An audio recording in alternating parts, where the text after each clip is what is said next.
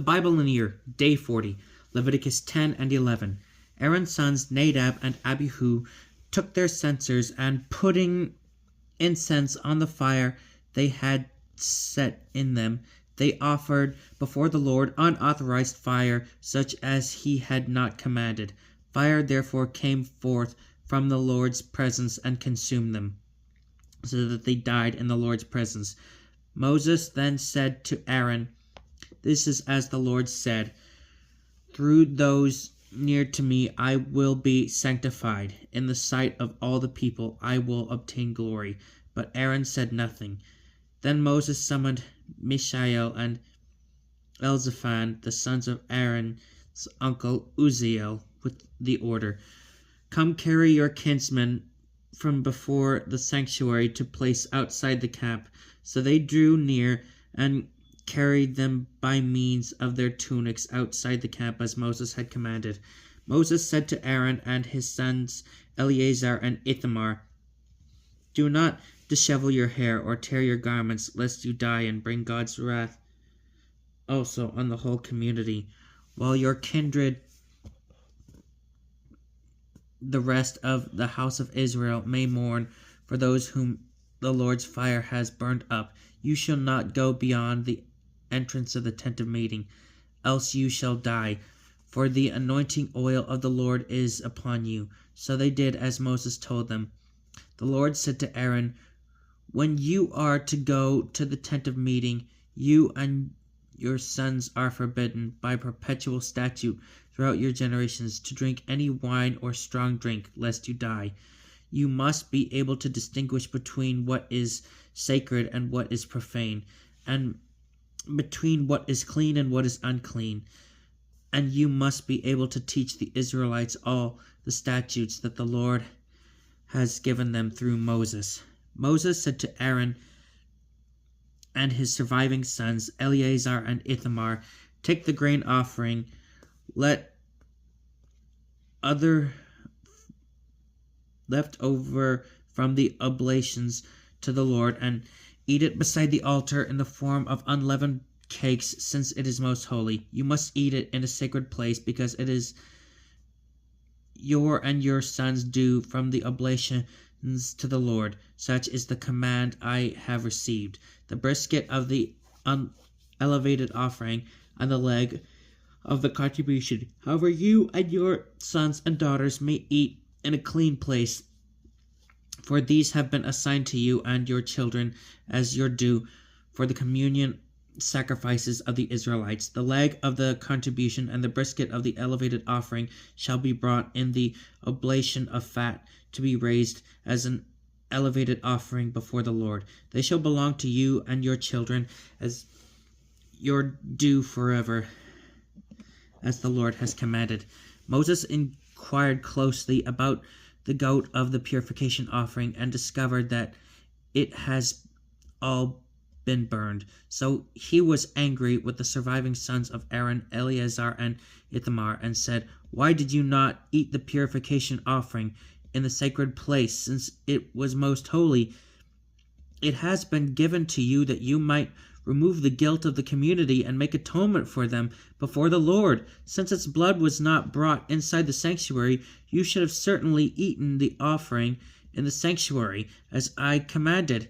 Aaron answered Moses, "Even though they presented their purification offering and burnt offering before the Lord today, still this misfortune has befallen me, and had I eaten of the purification offering today, would it have been pleasing to the Lord?" On hearing this, Moses was satisfied.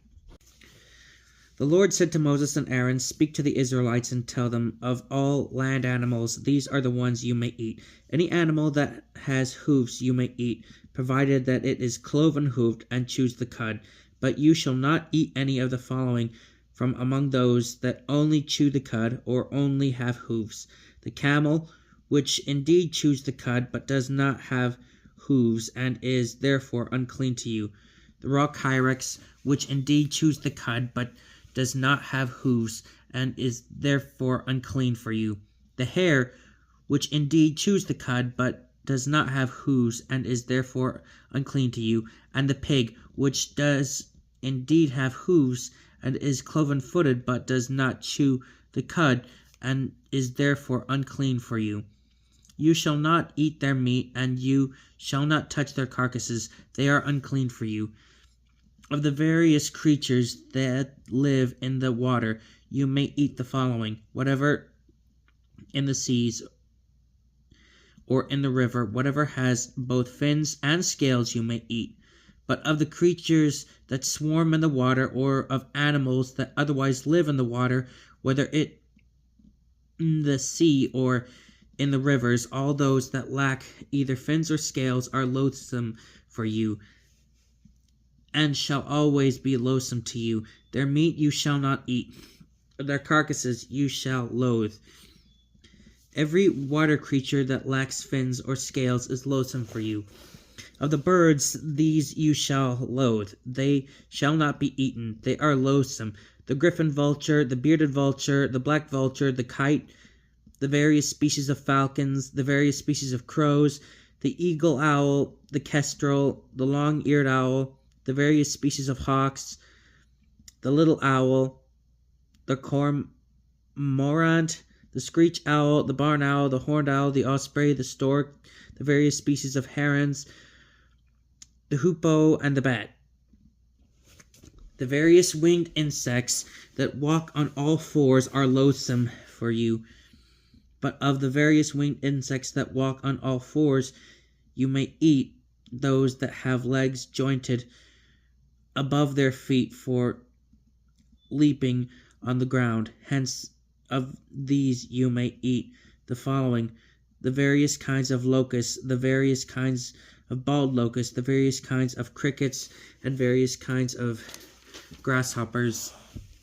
All other winged insects that have 4 legs are loathsome for you. You become unclean by the following: anyone who touches their carcasses shall be unclean until evening, and anyone who carries any part of their carcass shall wash his garments and be unclean until evening. By all hoofed animals that are not cloven-footed or do not chew the cud, they are unclean for you. Anyone who touches them becomes unclean. Also by the various quadrupeds that walk on paws, they are unclean for you. Anyone who touches their carcasses shall be unclean until evening, and anyone who carries their carcasses shall wash his garments and be unclean until evening. They are unclean for you. Of the creatures that swarm on the ground, the following are unclean for you: the rat, the mouse, the various kinds of lizards, the gecko, the spotted lizard, the agama, the skink, and the chameleon. Among the various swarming creatures, these are unclean for you. Everyone who touches them when they are dead shall be unclean until evening. Everything on which one of them falls when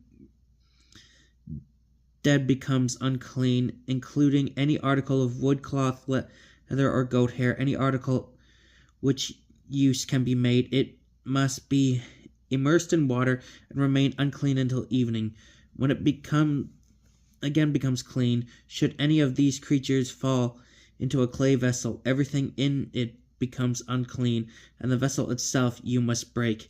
Any food that can be eaten which makes contact with water, any liquid that may be drunk in any such vessel, become unclean. Any object on which any part of their carcasses falls becomes unclean.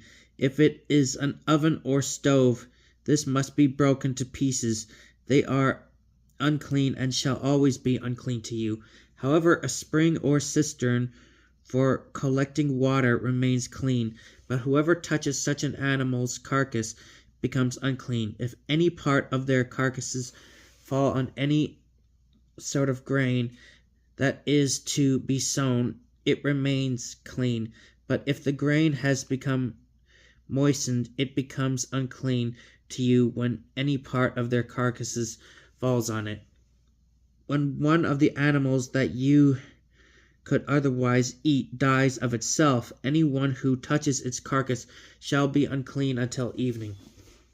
And anyone who eats any part of its carcass shall wash his garments and be unclean until evening. So also anyone who carries its carcass shall wash his garments and be unclean until evening.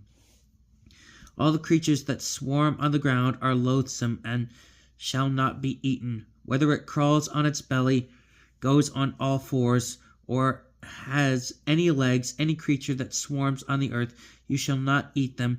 They are loathsome. Do not make yourselves loathsome by any swarming creature, nor defile yourselves with them, and so become unclean by them. For I, the Lord, am your God. You shall make and keep yourselves holy, because I am holy. You shall not make yourselves unclean then by any swarming creature that crawls on the ground, since I, the Lord, am the one who brought you up from the land of Egypt, that I might be your God. You shall be holy, because I am holy. This is the instruction for land animals, birds, and all the creatures that move about in the water, as well as any creature that swarms on the ground, that you may distinguish between the clean and the unclean, and between creatures that may be eaten and those that may not be eaten. This is the word of the Lord.